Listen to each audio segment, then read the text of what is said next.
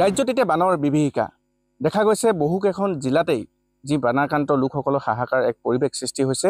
এই মুহূৰ্তত আমি আহি উপস্থিত হৈছোঁ সি মৰাণৰ সমীপৰ খোৱাং হালধিবাৰী মইনা গাঁৱত। আৰু মইনা গাঁৱৰ যিটো পৰিৱেশ সেই পৰিৱেশটো প্ৰথমে আমি দেখুৱাই ল'ব বিচাৰিছোঁ। এনেধৰণে এতিয়া যিসকলৰ বাসগৃহ তেওঁলোকৰ এই যি বুঢ়ীডিং নৈৰ পানীয়ে আচলতে বুঢ়াই পেলাইছে আৰু প্ৰতি বছৰে তেওঁলোকে এয়া ভুগিবলগীয়া হয়। যিহেতু জেঠৰ বান আৰু এই আগতীয়াকৈ অহা এই বানটোৱে এতিয়া বানাক্ৰান্তৰ মাজত হাহাকাৰ এক পৰিৱেশ সৃষ্টি হৈছে আৰু তেওঁলোকৰ পশুধনকে ধৰি আচলতে যিসকল লোক তেওঁলোকৰ হাহাকাৰ এক পৰিৱেশ সৃষ্টি হৈছে আৰু তেওঁলোকে অস্থায়ীভাৱে ইয়াতে গৃহ পাতি তেওঁলোকে এই যিটো ৰিং বান সেই ৰিং বানত তেওঁলোকে থাকিবলগীয়া হৈছে আৰু প্ৰতি বছৰে তেওঁলোকে ভুগি আহিছে এই বানপানীত। গতিকে এগৰাকী আইতা আছে, আমি তেখেতৰ সৈতে কিছু কথা পাতিবলৈ চেষ্টা কৰিম।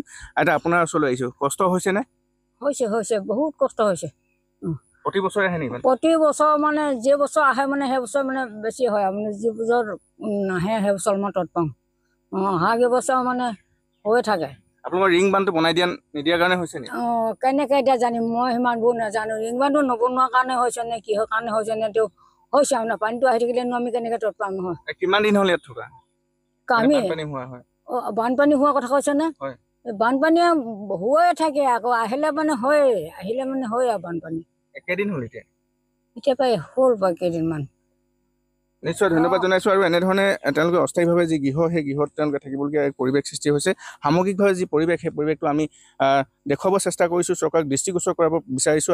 আচলতে এতিয়ালৈকে বৰ্তমানলৈকে তেওঁলোকৰ যিহেতু 3 দিন হৈছে আৰু তেওঁলোকৰ কোনো চৰকাৰী বা বিভাগীয় লোক তেওঁলোকে অহা নাই বুলি তেওঁলোকে জানিবলৈ দিছে। আমি কথা পাতিম, গাঁৱৰ আৰু লোক আছে। মই তোমাৰ ওচৰলৈ আহিছোঁ। কেনেধৰণৰ সমস্যা হৈছে? সমস্যা মানে আজি আমি যিমান বছৰৰ পৰা দেখি আহিছোঁ, মনত থকাৰ পৰা এই পানীটো আমাৰ প্ৰতি বছৰে হয়। কোনো ধৰণৰ চৰকাৰৰ পৰা আমাক কোনো ধৰণৰ সাহায্য অনুসৰি আমাৰ ৰাস্তাটো কোনো ধৰণৰ নিৰাময় কৰি দিয়া নাই।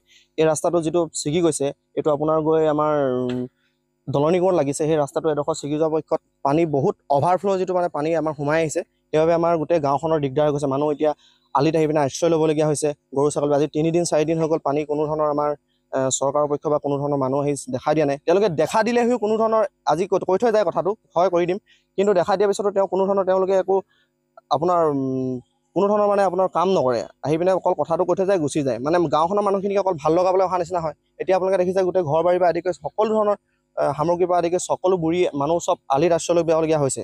সেয়েহে আমি চৰকাৰক মই দাবী জনাইছোঁ যাতে তেওঁলোকে এবাৰ চাই মেলি এই যাতে আমাৰ গাঁওখনৰ প্ৰতি অকণমান লক্ষ্য ৰাখি আমাৰ যাতে ৰাস্তা পদূলিৰ পৰা আদি কৰি যাতে ভাল কৰি দিয়ে।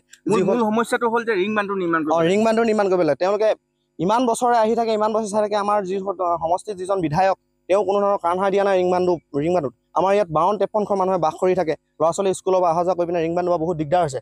আজি আপোনাৰ পানী হোৱা 3-4 দিন হৈ গ'ল আৰু ল'ৰা ছোৱালী স্কুল ক্ষতি হোৱাৰ পৰা আদি কৰি বহুতখিনি সমস্যা হৈছে।